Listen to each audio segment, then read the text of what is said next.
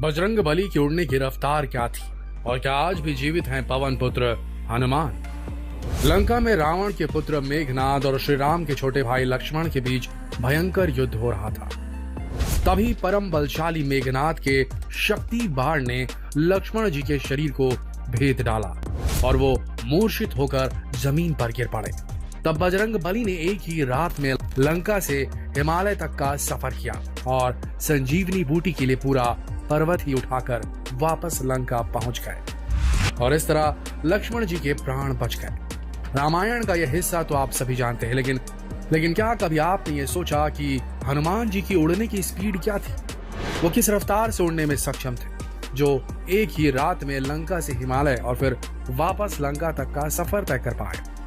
वैसे तो हनुमान जी की स्पीड का अंदाजा लगाना काफी मुश्किल है, फिर भी आज के समय के हिसाब से हम कुछ गुणा भाग के सहारे पवन पुत्र हनुमान जी की रफ्तार का पता लगाने की कोशिश करेंगे।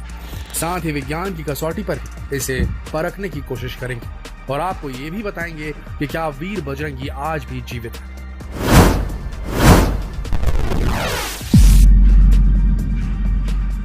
दोस्तों, रामायण के अनुसार जिस वक्त लक्ष्मण और मेघनाद का युद्ध होने वाला था, उससे ठीक पहले मेघनाद ने अपनी कुलदेवी की तपस्या शुरू की थी और वो तपस्या मेघनाद ने पूरे दिन की थी। इस तपस्या की खबर जब भगवान श्री राम की सेना को लगी तो विभीषण ने बताया कि अगर मेघनाद की तपस्या पूर्ण हो गई तो वो अमर हो जाएगा।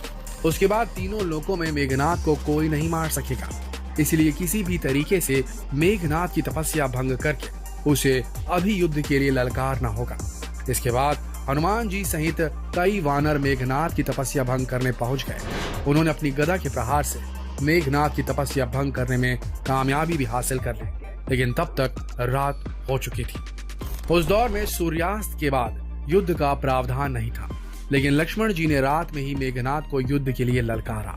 रामायण के अनुसार उस समय रात्रि का दूसरा प्रहर शुरू हो चुका था। दोस्तों, रात का पहला प्रहर सूर्य अस्त होते ही शुरू हो जाता है और सूर्य उदय होने के साथ ही रात का अंतिम यानी चौथा पहर खत्म हो जाता है।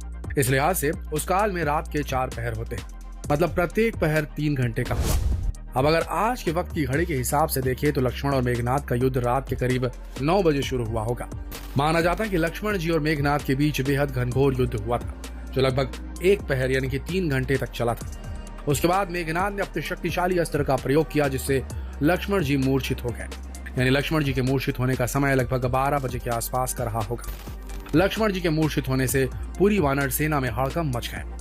मेघनाद चाहता था कि वो लक्ष्मण जी को रावण के सामने पेश करे, इसलिए उसने मूर्छित लक्ष्मण को उठाने की जी तोड़ कोशिश की, लेकिन जो शेषनाग समस्त पृथ्वी को अपने फन पर उठा सकता था, उसी शेषनाग के अवतार को भला मेघनाद क्या उठा पाता। लक्ष्मण जी को ना उठा पाने पर मेघनाद वापस चला गया। उधर अपने प्राणों से भी प्यारे भाई को मूर्छित देखकर श्री राम शोक में डूब गए। तब विभीषण ने उन्हें बताया कि लंका के राजवैद्य सुषेण लक्ष्मण जी को स्वस्थ कर सकते हैं। इसके बाद हनुमान जी उस राजवैद्य को लंका से जबरदस्ती उठा लाए। तो दोस्तों, अब गौर करने वाली बात है कि लक्ष्मण जी अगर 12 बजे मूर्छित हुए तो जाहिर है उसके बाद श्री राम के शोक और विभीषण द्वारा सुषेण वैद्य लाने के लिए कहना और हनुमान जी द्वारा सुषेण वैद्य को उठा कर लाना, इन सब में कम से कम 1 घंटा तो लग ही गया होगा, यानी रात के करीब 1 बज चुके होंगे। इसके बाद सुषेण वैद्य द्वारा लक्ष्मण की जांच करने और उनके प्राण बचाने के लिए संजीवनी बूटी लाने की सलाह देना और हनुमान जी को संजीवनी बूटी लाने के लिए प्रस्थान करने में भी कम से कम आधा घंटा जरूर लगा होगा। तो दोस्तों, हम ये मान सकते हैं कि बजरंग बली हनुमान आज के समय के अनुसार करीब 1:30 बजे संजीवनी बूटी लाने के लिए रावण की नगरी से उड़े होंगे।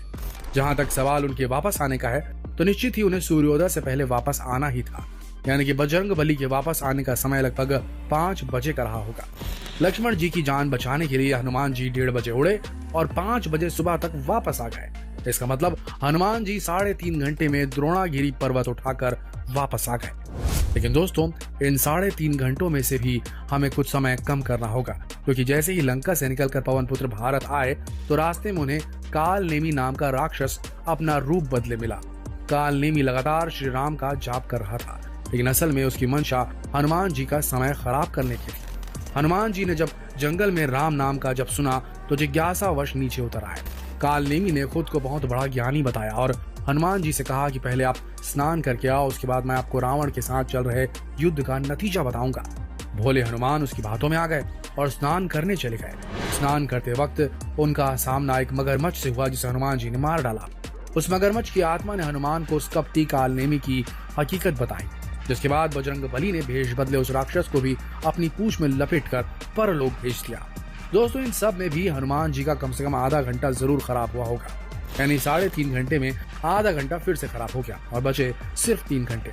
उसके बाद बजरंग बली ने फिर उड़ान भरी और हिमालय पर द्रोणागिरी पर्वत पर जा पहुंचे। लेकिन हनुमान जी कोई वैद्य तो थे नहीं, इसलिए संजीवनी बूटी को पहचान नहीं सके और संजीवनी को खोजने के लिए वो काफी देर तक भटकते रहे। इसमें उनका कम से कम आधा घंटा फिर से खराब हुआ होगा। बूटी को ना पहचान पाने की वजह से हनुमान जी ने पूरा पर्वत ही उठा लिया और वापस लंका की ओर जाने लगे। लेकिन दोस्तों, बजरंग बली की मुसीबत यहीं खत्म नहीं हुई, एक और मुसीबत आ गई। हुआ ये कि जब पवन पुत्र पर्वत लिए अयोध्या के ऊपर से उड़ रहे थे तो श्री राम के भाई भरत ने सोचा कि ये कोई राक्षस है जो अयोध्या के ऊपर से जा रहा है, और उन्होंने बिना सोचे समझे महावीर हनुमान पर बाण चला दिए। बाण लगते ही वीर हनुमान श्री राम का नाम लेते हुए नीचे आ गिरे। हनुमान के मुंह से श्री राम का नाम सुनते ही भरत दंग रह गए और उन्होंने हनुमान जी से उनका परिचय पूछा। तो हनुमान जी ने उन्हें लंका में चल रहे राम रावण युद्ध के बारे में बताया, लक्ष्मण के मूर्छित होने का पूरा किस्सा सुनाया। ये सब सुनकर भरत भी रोने लगे और उनसे माफी मांगी। फिर हनुमान जी का उपचार किया गया और हनुमान जी वापस लंका की ओर चले। लेकिन दोस्तों, इन सभी घटनाओं में भी बजरंग बली के कीमती समय का आधा घंटा फिर से खराब हो गया। अब हनुमान जी के उड़ने के समय की बात करें तो सिर्फ 2 घंटे थे और इन्हीं 2 घंटों में वो लंका से द्रोणागिरी पर्वत आए और वापस गए। अब अगर हम उनके द्वारा तय की गई दूरी को गूगल मैप पर देखें तो श्रीलंका से द्रोणागिरी पर्वत तक की दूरी लगभग 2500 किलोमीटर की है, यानी कि ये डिस्टेंस आने जाने दोनों तरफ का मिला ले तो 5000 किलोमीटर बैठता है। और बजरंग बली ने ये 5000 किलोमीटर की दूरी 2 घंटे में तय की। इस हिसाब से हनुमान जी के उड़ने की रफ्तार लगभग 2500 किलोमीटर प्रति घंटा की दर से निकलती है। तो दोस्तों, इसकी तुलना अगर आवाज की रफ्तार से करें तो इसके मुकाबले हनुमान जी की स्पीड लगभग माक 2 यानी कि 2 गुना ज्यादा बैठती है। आवाज की रफ्तार से, ध्वनि की रफ्तार से डबल। आज भारत के पास मौजूद लड़ाकू विमान मिग-29 और मिराज की रफ्तार 2400 किलोमीटर प्रति घंटा है। अगर इसकी तुलना हनुमान जी की रफ्तार से करें तो यहाँ पर भी हनुमान जी की रफ्तार ज्यादा निकलती है, यानी हनुमान जी आधुनिक भारत के पास मौजूद सबसे तेज लड़ाकू विमान से भी तेज उड़ते थे। तो अब आते हैं उस सवाल की तरफ कि क्या हनुमान जी आज भी जीवित है। दोस्तों, वीर बजरंगी की राम भक्ति देखकर माता सीता ने उन्हें वरदान दिया था कि वो कलयुग के अंत तक जीवित रहेंगे, साथ ही वो एक ही वक्त पर कई जगह उपस्थित रह सकेंगे। ऐसा माना जाता है कि धरती पर जहां भी राम नाम का सुमिरन होगा वहां वीर बजरंगी पहुंच ही जाएंगे, फिर चाहे भेष बदल कर ही क्यों ना पहुंचे। दोस्तों, रामायण हुआ था त्रेता युग में और इसके बाद द्वापर में महाभारत हुआ था। हमें महाभारत में भी वीर हनुमान के नाम का कई बार उल्लेख मिलता है। महाभारत के अनुसार बजरंग बली ने एक बार अर्जुन का घमंड तोड़ा था और एक बार महाबली भीम का। इसके अलावा आज के वक्त यानी कलयुग में भी कई बार बजरंग बली को देखे जाने की बातें सामने आती रहती है।